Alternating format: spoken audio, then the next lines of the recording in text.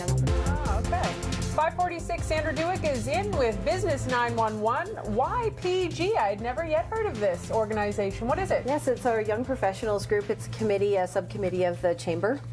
They have events every month, but they held a policy forum at the end of November, so a couple of weeks ago, and it was to talk about jobs, not just youth employment, but business opportunities. How do we break down the barriers? What are the barriers? And what sort of solutions can we find? And it was really exciting.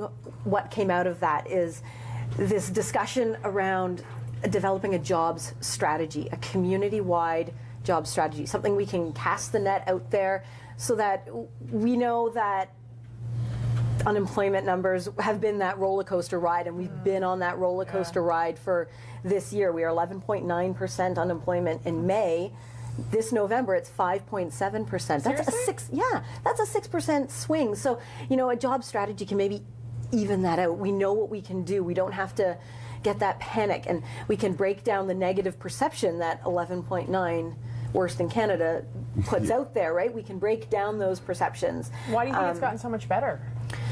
It's very interesting because from November 2012 to November 2013, there's 5,000 more people employed. So between those 2 months, there's 5,000 more people that have a job. So that's good news. Right. Right? You know, if we look at the May numbers, there was 51,000 people employed in May, and there's 58,000 people employed in November. Wow. So again, what it shows, and Dr. Tom Phillips from Fleming and Trent was one of our speakers, and he said what these numbers show us is that we have the capacity in Peterborough to create jobs. That capacity is there. So that's a positive that we have to draw on. Peterborough has so much to offer. I mean, let's not beat around the bush, right? We know that. It's a great community. But what do you think that they're doing right?